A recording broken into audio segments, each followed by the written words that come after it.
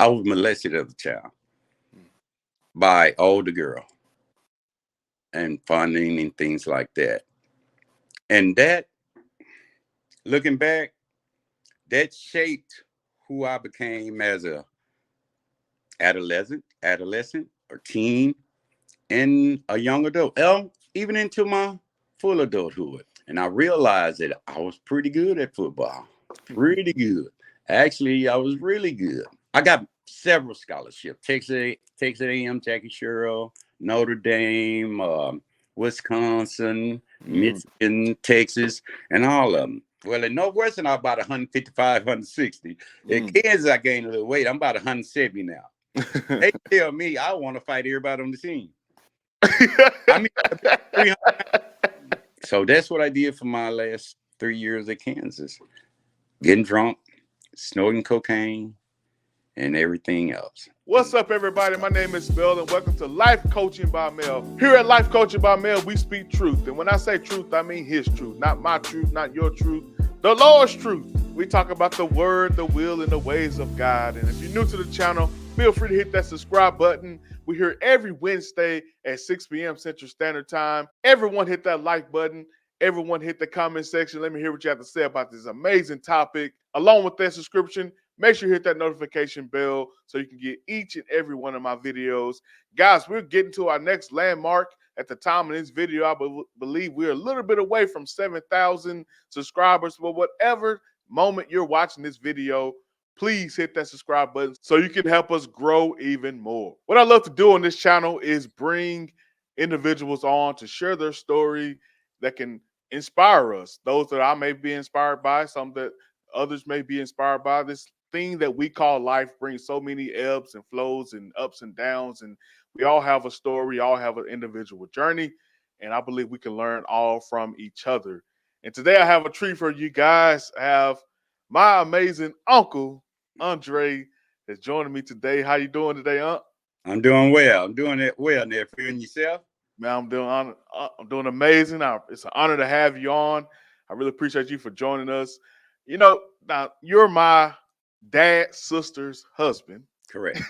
And you guys have been married for so many years. Yeah. However, I realized I don't know all of your story. You know, Right. I know little bits and pieces of it. And of course, it's been an amazing turnaround on your end. But I'm interested as well. But I know my audience will be interested to hear from you. And what I want to do, I want to start by giving you the floor. Okay. Just share your story, and the floor is yours. All right. My name is Andre Lofton. I'm 58, be 59 years old next month. And I've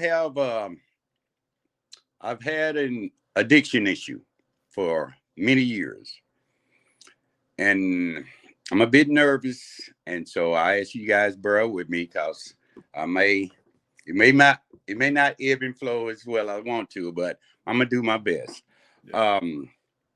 I just want to thank you guys for allowing me to share. I want to thank you for allowing me to share with your audience my experience, my strength, and my hope. And we're going to start off by just to entail what my life was like, what happened, and what it's like now. I start by saying what my life was like. As a kid growing up in West Dallas Project, I was pretty much a loner. I was the youngest of 5 siblings, but I've always felt I was different. I always felt that I felt inadequate, as if I didn't belong, or I knew my mom and my stepfather loved me, but I didn't feel the love for them. By their actions and the things they did to take care of me, I knew they loved me. But looking back, I can't recall getting a lot of hugs from my mom. I don't recall getting a lot of I love yous. I don't recall getting a lot of I'm proud of you. And that's just me growing up as a kid. I had I would, I guess we can call them traumas as a kid. Um, I can recall one instance. It's kind of funny when I think back on it. I was playing out in the yard in the West Dallas Project. They got a field, and the older kids were playing football, and they accidentally ran over me. They didn't do it on purpose, and I just started crying. I could have been 3, 4, 5 years old, but I remember that incident. That incident, and I remember my stepfather saw it, and he was standing on the corner there drinking beer with his guy friends, and he looked at me and he said, he'll be all right. He's just a boy. He tough." And at the moment, I needed a hug. I wanted love. I wanted attention. And I didn't get that. I just sat there and cried. And I guess that's why, as a kid, I was so introverted. And it was difficult for me growing up. I can recall several instances. When I was about 4, I knew I wasn't in school, probably about 4 or 5 years old. There was an older girl living on our block. And this is difficult. I've shared it before in my story with my sponsees and everything, but I was molested as a child by older girl and fondling and things like that. And that, looking back, that shaped who I became as a adolescent or teen, and a young adult, even into my full adulthood. Because although she was older, I didn't see it as being molested. I viewed it as I liked it, Yeah. Got this older young girl who interested in me. And but it shaped me for later on in life because I got to a point where probably because of the incident that I thought I was God gift to women. I thought they all wanted me, Yeah. And I can remember some instances in high school, junior high, where I just thought everybody wanted me. But all of that stemmed from that incident, that one incident. I didn't see it as molestation or anything until I went through 12 steps of recovery. And those just some instances that shaped me. Another instance that shaped me, I was probably, the summer of the 6th grade. This going into the summer of that rejection, feeling of inadequacies and things like that. I was dating this girl. This was in the summer. We go to East Texas every summer. Her name was Felicia. Everybody called her Sally. And, we broke up. And after we broke up, I found out later on, after I come back to Dallas, my older brother stayed down there. I found out that they were dating now. And I never talked about that. And that's just added on to those insecurities, those feeling inadequacies. And not only did they date, they got married and had kids together. And I was like, dang, man, I mean, what is it with me? I just those feelings I had. Yeah. And that same summer, no, yeah, maybe the next summer. But I can remember my first drunk. We had an uncle who sold bootleg beer and wine and liquor. And we knew where he hid his stuff out in the woods.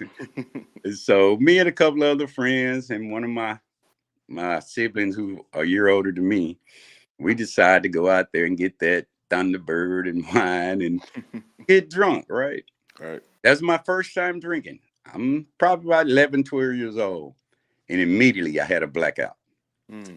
Don't remember I can't recall that night. I woke up in the morning, my brothers, my stepmother, my father was there. He drove trucks. He wasn't there, but he came home the next morning. And they said I did some wild things that night, man. Whoa. Some wild things that I'm not proud of. I'm like, Right. but that's my first blackout. And I don't say that because after that, I swore off drinking. Mm. Said I'm not drinking again. And a little bit, like I said, I may have to go back and forth a little bit, but Yeah. I can recall a time where, well, that actually, like I said, I swore off drinking and I came involved with sports. I fell in love with football and running track. Yeah. So my junior year, in junior high years in high school, and I realized that I was pretty good at football. Pretty good. Actually, I was really good. And all of those disappointments that I had in my childhood, I would take it out on the football field. That's where I felt at peace. That's where I felt at home. That's where I that's where I felt I couldn't be conquered. I can Mm. conquer anything when I'm on that football field doing what I do. Yeah. And I made it a point. Coaches always told me that I was all of my coaches, most coaches I've played up under said, man, he's a coach's player, something to that effect. Mm. And because once I was on the field, I was always going to be exactly where I was supposed to be. I wanted to learn the playbook. I learned it, and I'm always going to be in the position that I'm supposed to be. And I got so good at the sport of football that I won a scholarship. My I got several scholarships: Texas A&M, Jackie Sherrill, Notre Dame, Wisconsin, Mm. Michigan, Texas, and all of them. But I said I'm been in Texas all my life, right? Yeah. Don't want to go to school in Texas. I want to get out of Texas. I want to go and see something. Yeah. In Northwestern, Denny Green. Mm. Green, Yeah, I mean, I did the green. he was my head coach at Northwestern. He and Jim Webster. Jim Webster was the secondary coach, and they both came to my high school to talk to me. And I like, okay, okay.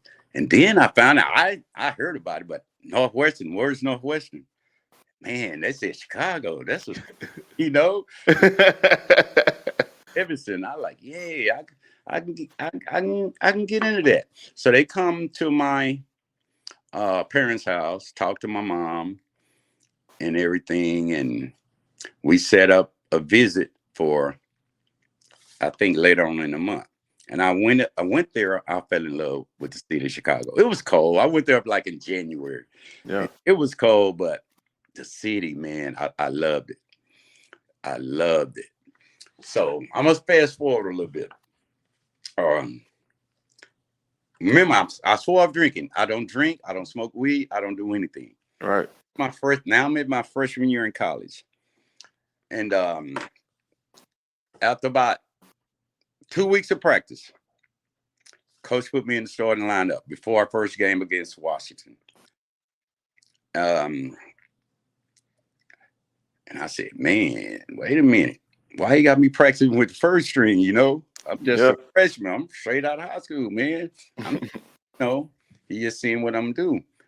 I never relinquished that position, man. Wow. I said, y'all give me this position, man. But like I said, I was at I was at home when I'm on that football field, dude. That was my piece right there. Yeah. Everything else don't matter. I remember the game against Michigan, man. We played them up in Ann Arbor. I never seen so many people in my life in one place. Right. 106,000, and they packed to capacity, and we get beat 35-0. But but that was amazing, man. Yeah. And up until our eighth game against Purdue, when I broke my sternum, and I had to miss our last 3 games. Mm. And I remember I broke my sternum, and I was in intensive care because the bone had broken and it punctured my heart, and my heart swelled up. And the head coach, not the head coach, but my assistant coach, Jim Webster. He come to the hospital to visit me. The players, teammates come hospital visit me. Denny Green never came. Whoa. And that shocked me, man. He never come to the hospital. I was in intensive care for about 10 days. And I was in the campus infirmary another 2 weeks. He never came. Then later on, after the season, they fired my position coach, Jim Webster. I'm like, wow. And they didn't tell me anything about it, but I'm getting out of here. I love Chicago. I love campus, campus life and on the beach and everything else. But that's where I transferred and went to the University of Kansas. That's where I played my last 3 years. And there, would it be my first year there back in '84? I had the red shirt back then. You had the red shirt. You can't transfer from one major Division I school to another without a red shirt that year. Yeah. And that red shirt year, I practiced with the team, but I'm not allowed to play in the game. That was the most difficult year of my life, dude. It was hard having from this sternum injury, man, because I'm practicing. I'm not playing. And during that time, I picked up my drink again. I started drinking, started smoking weed. And they would say every time I drink, we drinking liquor, alcohol, grain alcohol, things like that. Yeah. And I'm only weighing about 100. Well, in Northwestern, I'm about 155, 160. In Kansas, I gained a little weight. I'm about 170 now. They tell me I want to fight everybody on the team. I mean, 300 because we drinking grain alcohol and things. Those I had blackouts then.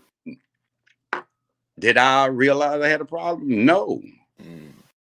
Because after that season, next season, I didn't start, but I got a lot of playing time. Yeah. But during every home game, we go to the hotel. The whole team stays at the hotel.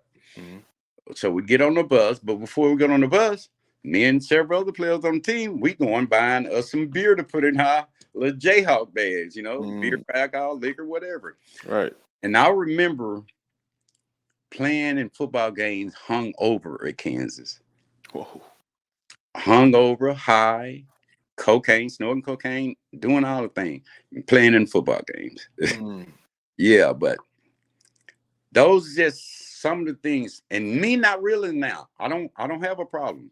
I get up, I go to class, I do what I'm supposed to do, and I'm not a great student, but I do enough to stay eligible, Right. That was my only goal back then. Because in my mind, I'm going to the league. I don't need to stay, in my mind. That's my mindset I had. But yeah. And I was gonna say, like, to go to Northwestern pretty academically strong school. So exactly. You had to have some grades. Yeah, exactly. Just to get in there was difficult. But let me backtrack again. Okay. At Northwestern, those feelings of I'm not good enough or I'm inadequate. I can recall a time. This is not a teammate. This is just another guy in my dorm. And I'm from Texas. They're from all over, right? I'm quite sure I had a Texas twang or, and my speech was probably, they would laugh at the way I talk. But this one guy told me, man, you don't belong here. I'm like, how can you tell me I don't belong here, dude? I'm a star athlete, I belong here. But he was speaking academically. Because I wasn't dumb, stupid, or anything like that. But I didn't have strong study habits, I put it like that. Yeah. And but after that made me feel a little bit more inadequate, as I didn't belong. And as the story go on, you probably gonna hear a lot of those feelings of inadequacy and not being good enough. Yeah. Okay.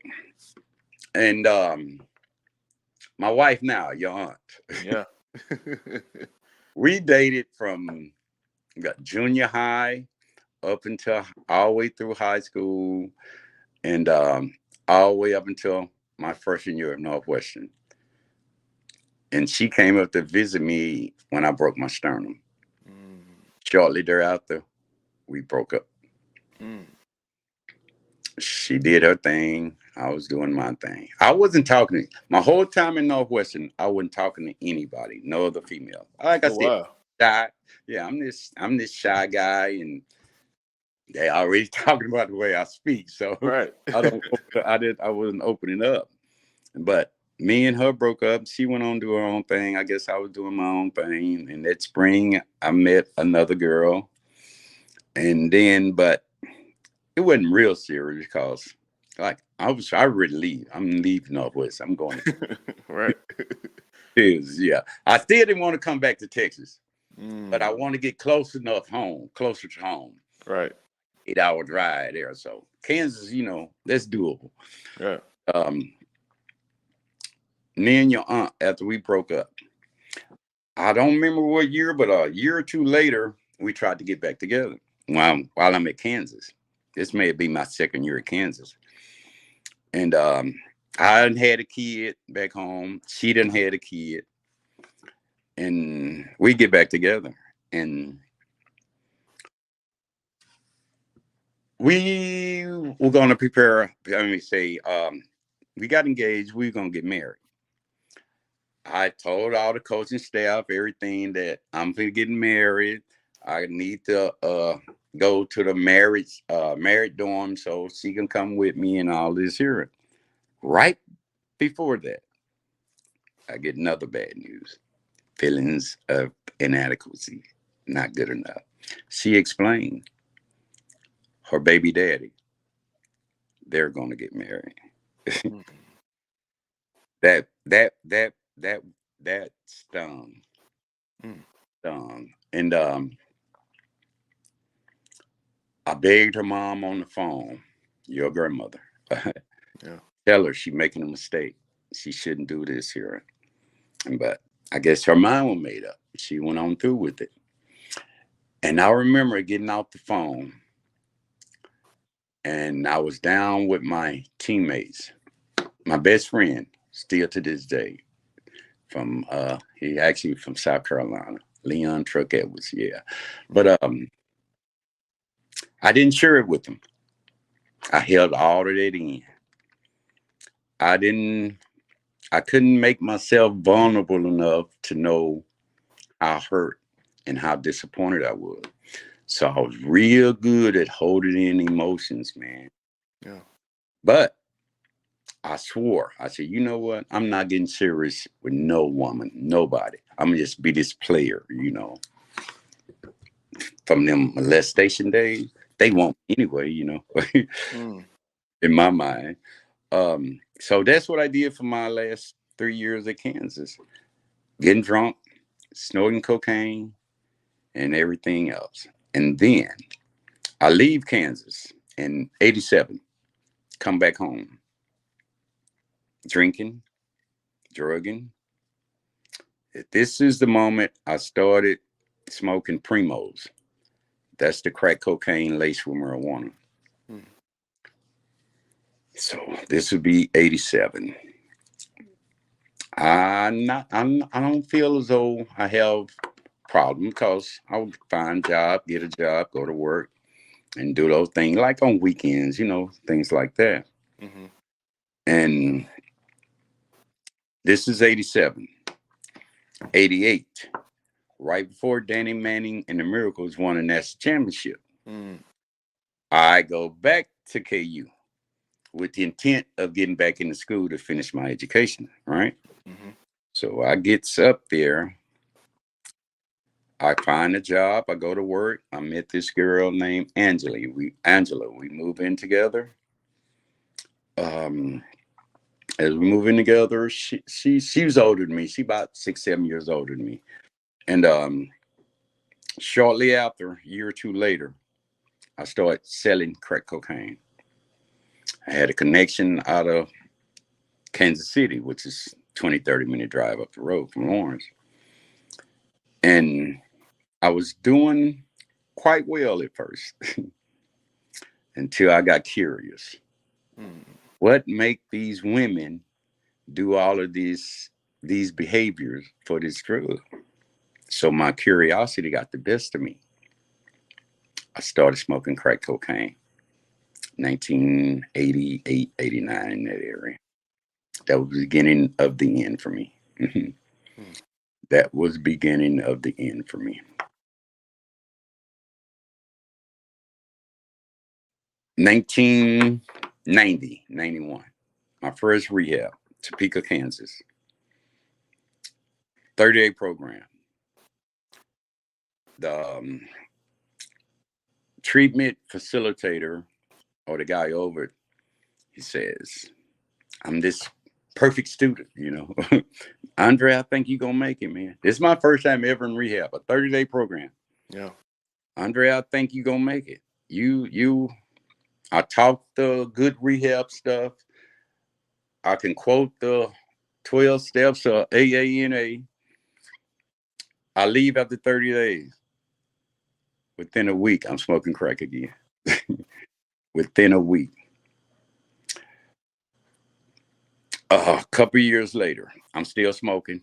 Going to work mostly until I finally lost that job because not going to work. But my grandmother died. She's here in Dallas. My parents, my family don't know that I'm doing drugs to this extent. I come home to go to her funeral. Remember going up there and being up there. I'm the star athlete, in shape, muscles, built, solid. Yeah. I come home to my grandmother's funeral. I probably weighed 150 pounds, 140, 130 pounds. They saw all the weight I lost. My mom just started crying. I remember her crying. My mom was a praying lady. We was raised in the church, that holiness church. Yeah. Yeah. So I go back up to Kansas. Yeah, let me backtrack a little bit. I told you I was in my first rehab. I wasn't in my first rehab until I came home. My mom saw me looking like that. Okay. A couple months later, I called her and told her that I was in that rehab in Topeka, Kansas. And that's when she cried out to God, thank you, Lord. Yeah. Help my sons get some help. And it like I said, it was short-lived. My sobriety was short-lived. So that relationship I went with this here woman, this lady, Angela, it didn't break off, but in 91, I go to another rehab in Wichita, Kansas. This here supposed to be like 6 months to a year. And there is when me and her breaks up. I knew she tell me she found somebody else while she's up there. But I ain't gonna say I didn't care because I did care. But I was seeing somebody in Wichita too, so so it didn't hurt me as bad. But in Wichita, I was there about 6, 7 months. Come back to Dallas, 91. Moved to East Texas with my father. My paternal grandmother had passed. I went down to go to the funeral. And I decided to stay down there. And I got this job. I'm not drinking at this time. I had just left the rehab in Wichita. I met this manager at a Church of Chicken, Diane. So fast forward a little bit, we were together like 10 years. I have 2 kids by her. And the whole time we were together, I was drinking, I was drugging, I was taking money out of the house. taking the money out of her purse, whatever it took. I was bad off. I was bad off. And fast forward a little bit more. Everything that an addict does to get high, he would do it. Rob, he would steal, he would cheat. He'll do anything it takes to get his next high. And that was me. That was me. I was either getting high, figuring out ways to make money to get high, or actually doing a robbery or a crime to make money to get high. So in 1998, I'm working for a Coca-Cola company up there in Lofton. I'm getting high, off and on. I'm going to work there. I worked there 3 years, so I guess I wasn't totally unmanageable. My life was. Yeah. But it was, but I guess I hid it from them very well. But anyway, at the tail end of that, I robbed the job. It was a vending machine company. We got candy machines, soda machines, cigarette machines back early 90s. It still has cigarette machines out. Yeah. So I have every key to every machine in the city. I goes around emptying the vending machine cash box. And I didn't go to work the next few days. So they know it's me that I did it. Yeah. I go up there to pick up my last check. They asked me, do you want to use this check to pay for the money you've been taking? And I need it. You know? Right. So he tell me, well, we already called the authorities, so we just letting them handle it now. So yep, they actually gave me my check. Oh, wow. They gave me my check. And I went and got high with it. But eventually that caught up with me. That's my first stint in TDC. It was what they call it, burglary of a building. And my crazy butt, I go down, they call it that thing called shock probation. Shock probation, where you go, you stay there 90 days, you come home. And then you finish out your sentence on probation. I get out, this early 90s now, they tell me that I have to pay them $1,200 to $1,500 a month. I ain't making that much a month. So what did I do? The addict mind. I'm not going to probation no more. They gonna lock me up eventually anyway. I'll just let them catch me on another rant. So eventually they do catch up with me. And actually, me, my kid's mother, Diane, we busted up because of my addiction, right? So I go down a little further down, Jacksonville. I'm living with my brother up in Van. We come to back Jacksonville every weekend.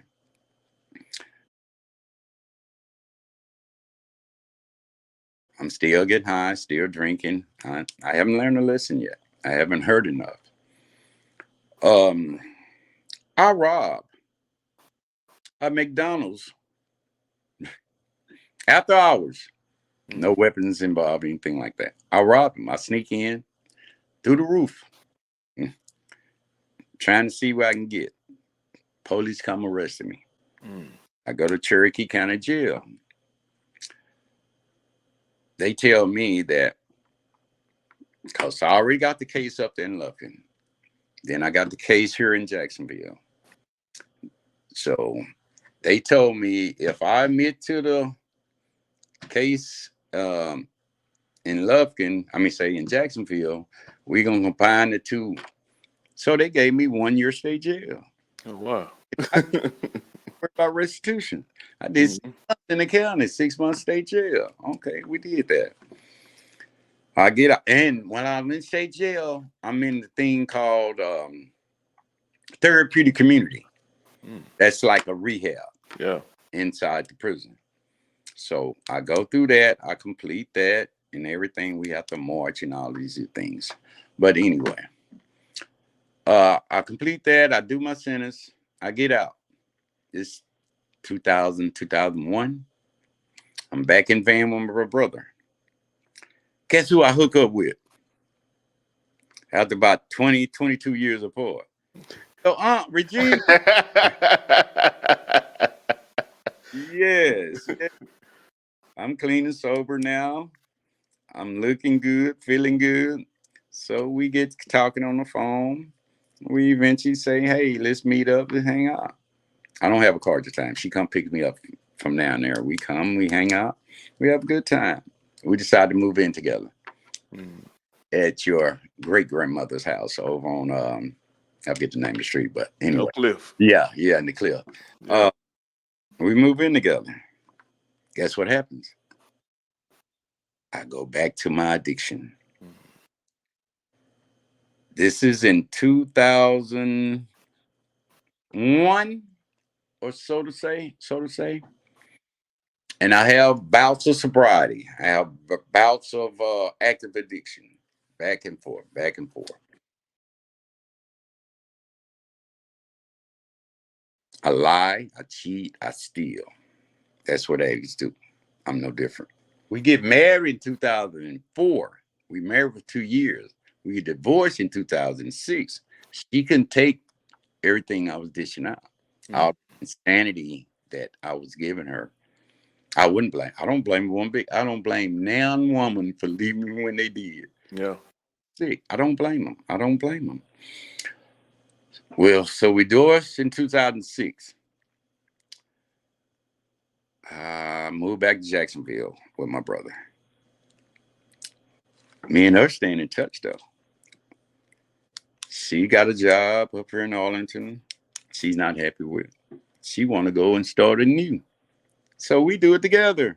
Me and her take a road trip. We ride down to where we go first. Went San Antonio first, seeing how it was. It went like that. Went to Austin, went like it there.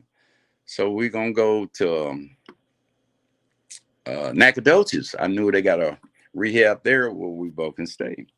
But on our way there, we say, no, let's go to Galveston. See, let's go down there to the beach. We end up staying in Galveston. And we married. We remarried 2007. Exactly a little over a year after we divorced. That's 2007. We've been married ever since. Yeah. Have I been clean ever since? Absolutely not. I have put your aunt through hell and back, man. The lies, the stealing, the taking from, everything that addict does, I did it. 2016. I'm tired now. I'm tired, nephew. Yeah. I checked myself into the Salvation Army. This is my, over the years, this is probably my 15th to 20th rehab. I've never, ever taken them serious. I do just enough to get by. This time was different. Because prior to this, I come home from work. Your aunt done moved out. Mm. She done moved out. I ain't know where she was. This is like November. November. And I stay out there in my mess until February the 4th, 2016. About 3-4 months in that mess. And I checked myself in Salvation Army ARC, Adult Rehabilitation Center. And I was serious this time. I was tired of hurting, man. I was Yeah. tired. I didn't know where she was. I remember praying, Lord, bring my wife back to me. Mm. But if you don't, give me the strength to endure. That was my prayer. Mm. That was my prayer. And we have to stay in there 30 days before we can leave the building, before we can contact anybody on the outside. I said, Lord, your will be done. My 30th day of getting off restriction, I go to the front desk. We had a lady work at the front desk. She said, Andre, come here. I said, yeah, what is it, Miss Such and Such? She said, your wife called. I said, what? My wife called. Oh, man, I'm going to get some divorce papers again. Gonna get some divorce papers again. It's going to be final this time. Yeah. But I call her. We talk. She want to give me another chance. Let's see what this thing goes. Come on, woman. She got to be a glutton for punishment. Go through all this pain, this hell, this turmoil that I've put this woman through over the years. She either love me or she crazy. I like to think that she loved me. Right. But that was February 4th, 2016. I've been clean and sober ever since. February of next year, I will have 8 years clean and sober. Yes. I haven't drank. I haven't smoked anything. No illegal substance. I don't even like taking aspirin. And one thing, I mean, I know that I'm clean and sober. My wife know that I'm clean and sober. She sees it, and she tell me probably once a month, at least, Andre, I'm proud of you. Andre, I'm proud of you. I hear her at least once a month. I'm proud of you. This funny. I guess when she see Wendy's do, she say, "I'm proud of you." I'm just kidding, but I remember your aunt told me. She said, Andre, she said, I'll be darned if you get clean and sober and another woman enjoy the benefits of you being Yes, sir. I'll be darned. She said she gonna enjoy these benefits. That's right. That makes sense. But one of the things that made me see that I had a serious problem, I knew my mom and grandparents and my church people were praying for me. Yeah. I knew that I wasn't going. God has already told me and revealed to me that I'm the guy. I'm not going to die in addict. I'm not. But me knowing that in my head, that kept me out there too. That kept me out there because I'm not going to die like this. Let me go and enjoy life. Addict's mind, things like that. Yeah. And I knew I wasn't going to die in addict. And when I went in that rehab, man, I was sincere. I set my butt. That's my 4th time into that rehab. That was the 4th time. I set my butt down. I didn't do a lot of talking in groups, in meetings. All I want to do was absorb. I want to feel like a sponge. I want to get all the knowledge I can about this thing, man. Yeah. And the turning point, we had a new administration come in. Because in the past, it wasn't mandatory to get you a sponsor and work the 12 steps of recovery, whether it's AA, NACA, whatever. Yeah. He made it mandatory. That was life-changing for me, nephew. Once I got me a sponsor, I got serious. I worked the 12 steps of recovery, man, step by step. I didn't try to cheat. Those 12 steps are in that particular order for a reason. Yeah. And each step is designed to improve your relationship with God. That's what I needed. Because me growing up in church, I've seen people being delivered from drugs and alcohol. Yeah. Instantly. Yeah. And I said, God, why can't they be me? Yeah. Come you don't deliver me like that? You know, conclusion I got? Because if I did, you wouldn't appreciate it. Whew. I want you to work for it. Mm. Work for it by these 12 steps right here. These 12 steps and these biblical principles. Mm. Then you will know. Because then you're going to be able to help somebody else. Whew. And I was like, what is my purpose, Lord? I don't even know why am I here? Mm. And revealed to me that thing that it caused me the most pain in my life, more than likely they're gonna be tied to my purpose. Mm. That is my purpose. My purpose to help other people in addiction see the light. I know that. I'm living my purpose right now. Mm. Sponsor guys at the Salvation Army now. Wow. I have some success stories. And it's amazing when you sponsor the guy and you see that light come on after all of this darkness, man. Mm. Oh, that's a beautiful feeling, man. I'm not leaving Salvation Army. That's my purpose, man. Yeah. Not about money for me. Because I know I can make more money elsewhere, but I will be living in my purpose. Whew. Walk around that place, man. I go to work every day. I go to work. I don't have to be at work until 7. You know what time I get there? 5:30 Mm. every morning. And when I sponsor guys and we work our 4th and 5th step, you know what time I get out of there sometimes? 10, 11 o'clock at night. Wow. And guess what? I feel fulfilled. Mm. Feel fulfilled. That's my wife. She'll vouch for it. I love it. That's what I do, man. And God has restored. God has delivered. God has brought back everything that the devil tried to take from me. Wow. He brought my wife back. He brought my life back. He brought my kids back in my life. Let me back up a little bit. Another thing that helped me realize it was time to do something different. When my son was 17, he graduated from Lofton High School. He came over to live with me and Regina.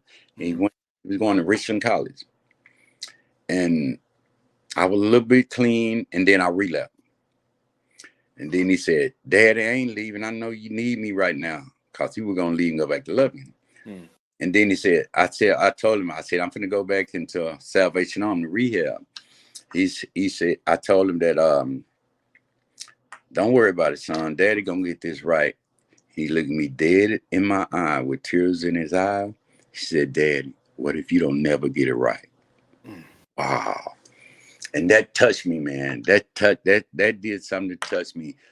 For me to see where his mindset is at about his dad. Yeah. What if he never get it right? Mm. That was another motivating factor for me, man. That and the fact I had praying mothers, father, church people, and they didn't deserve to have a son doing the things I was doing. Yeah. Regina, your aunt didn't deserve to have a husband doing the things I was doing. They didn't deserve that. Yeah, I did this here for me. I got clean and sober for me. But the residual around that, the wife, the kids, in-laws. Yeah. My man, I love my in-laws. You know it. And Oh yeah. they love me. They prayed me through this thing too, man. They didn't like the things I was doing, but they prayed me through it. Yeah. They prayed me through it, man. And how did I do it, Jamil? First thing, I had to admit that I had a problem. Mm. Life was completely out of control and unmanageable. That's step 1 of AA. Yeah. You know what I did second? I came to an understanding that only God can restore me to sanity, to my right mind. Step 3, that's the first action step. I made a decision to turn my life and my will over to God. And I did that. Oh, there was so much more work to be done, though. be done. The scariest part of this program, man, is step 4. Mm. That's when you make that searching and fearless more inventory of everything that you are. Mm. The good, the bad, and the ugly. And you don't just, you got to write it down on paper. You got to write it down for you to see it. Yeah, keep it close to your vest. Nobody should see it but you and your sponsor. Yeah. But you got to do it. And my sponsor told me, Andre, if you do this 4th step right, when you and I sit down and do the 5th step, it should take us anywhere to 3 to 5 hours. Man, they ain't finna sit there and then with you yeah. You got to be thorough. Mm. I'm just tell you the things that I want you to know, Mm. Or if you do that, man, you go back there and you go out there and use and drink again. I promise you, you got to be thorough from the very start. And what he meant by thorough, he was telling me that I have to go back over my whole life from my earliest memory. Remember, I got clean. What I'm about to be 59. I was 51 years old. Yeah. Up until the time, my earliest memory up until I'm 51. I had to write all that stuff down on paper. Mm. And that brought some emotions, it welled up some emotions back up into me that I hadn't felt in a long time. And I knew I hadn't dealt with them, but I had locked them and blocked them out for so long. But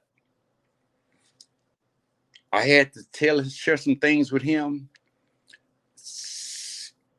They say secrets keep you sick, right? Mm. So I had to share some things that I've told people that I'm taking to the grave. I ain't telling nobody about this here. Yeah. But I had remember he asked me when he sat down, I asked him to be my sponsor. He asked me, "Are you willing to go through any links?" I told him, yeah, that's part of those any links, man. Yeah. I get totally honest with that dude and pour my heart out. And my sponsor was so cool. He didn't just let me sit there and talk and pour it out to him. He shared things with me, made me feel comfortable. Yeah. So that's why I try to make my sponsor feel comfortable. I don't just sit there and let them talk. I open up and share things that I've experienced. Yeah. Feel comfortable opening up. And man, once I did that 5th step with him, 5th step is actually when I share that 4th step, all this stuff I wrote down. When I share that to myself, God, and another human being, God is not trying to see that I'm sharing that so my sponsee can be nosy and find out things about me and judge me and talk bad about me. Yeah. God is seeing if you're gonna be willing enough to trust this process, or Mm. you're gonna be willing enough to put your trust in me, or you're gonna make yourself vulnerable enough, put your trust in me. Yeah. That's the 5th step before. That was that, and that's oh man.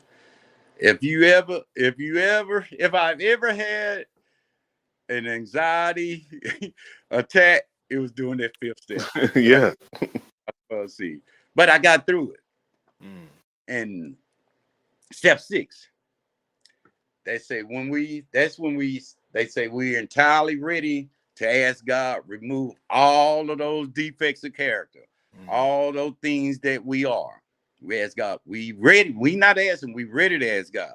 Yeah. That's and 7 is actually asking God to remove them. That's 7. You ask God to remove those things. And when you ask God to remove all of those defects of character, all of those bad things that we ever done, you got to believe right then and there that God did that. Then you got to start carrying yourself at that moment that those things are no longer part of you. At that very moment, you got to believe that God did that. Yeah.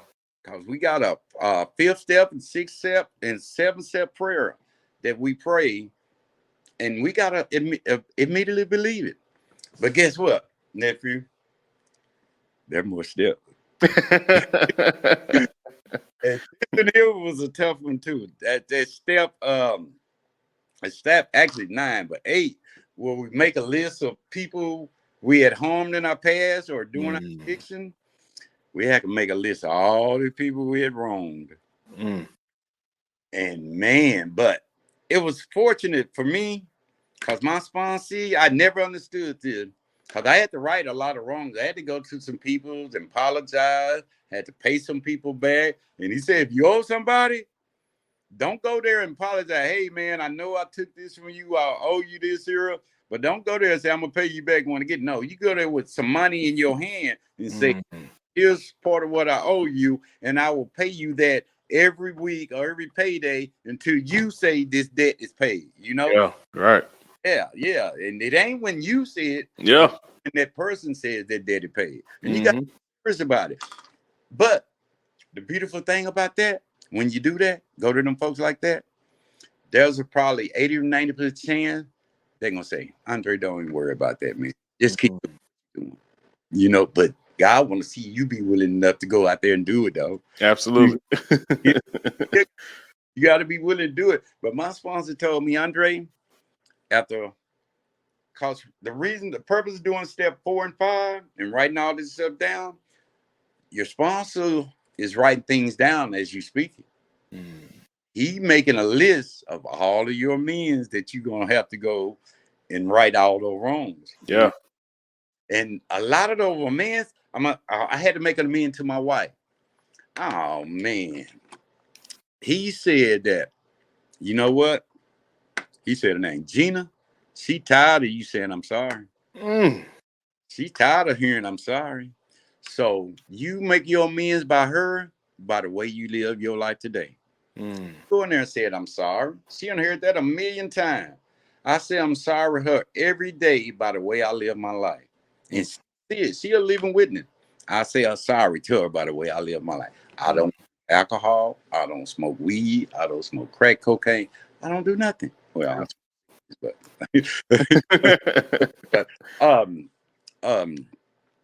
that's those are called living amends. I had to make that amends. I had to make amends to my mom. I had to write letters because she had already passed. Write letters. Go to the grave site. Read that letter to her. And then throw the letter away. You know? And it's beautiful, man, because what you're doing, you cleaning your side of the street. It's not about what people done to you. Yeah. It's what you done to others. And you got to clean your side of the street, man. Yeah. And step 9 is making direct amends wherever possible, except when to do so where injure them or others. You don't do it if you don't go make no amends if you gonna hurt somebody. We're not hurting people, man. And that in a nutshell, that's how I got clean and sober. That's why I got clean and sober.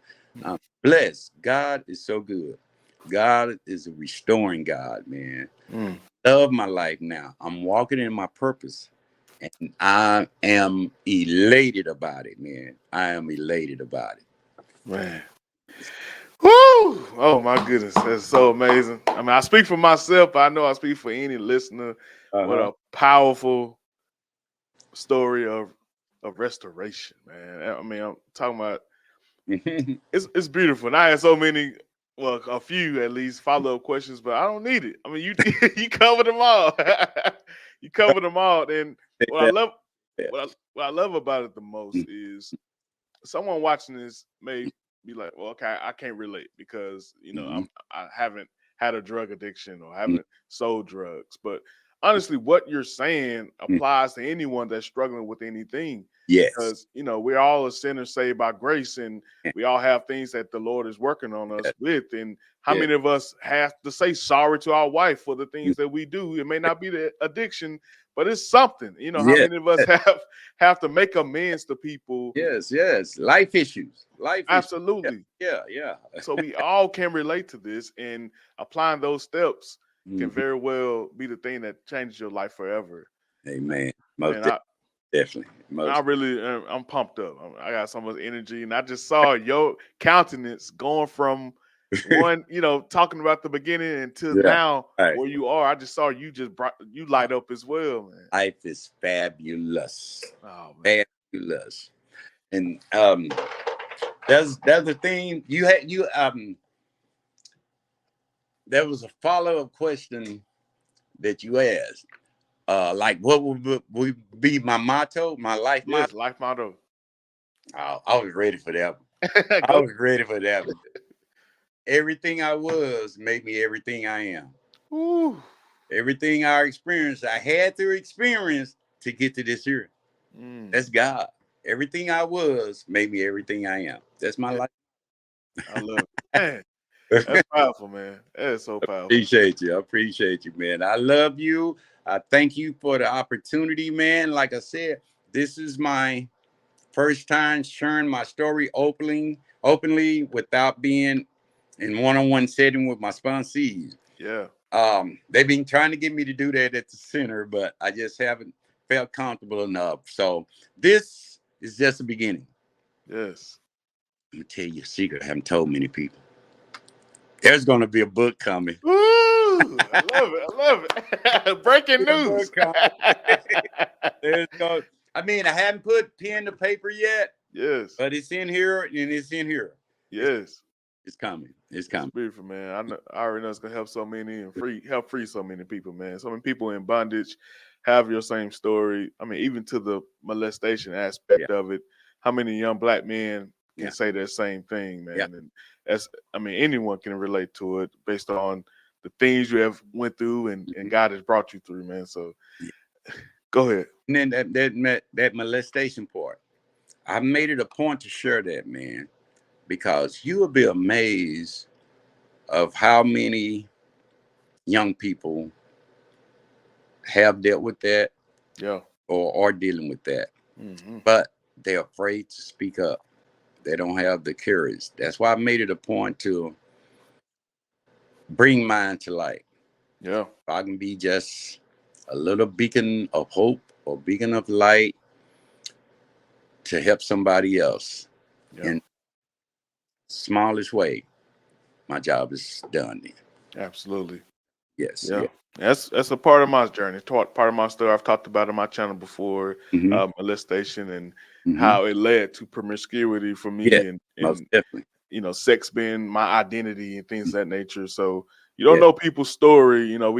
We and the thing is we lean more towards protecting young ladies, but who's protecting the young guys? And like you said, it's something that you taught to enjoy or to embrace. Exactly. Yeah. Instead of realizing it's creating this aspect of you that is going to be so hard to break.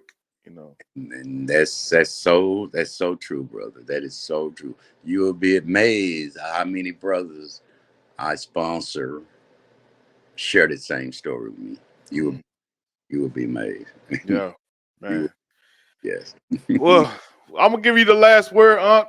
Just close us out. Anything lastly you want to say? Like I said, I really appreciate you coming on. It's been amazing. But any last words you may have?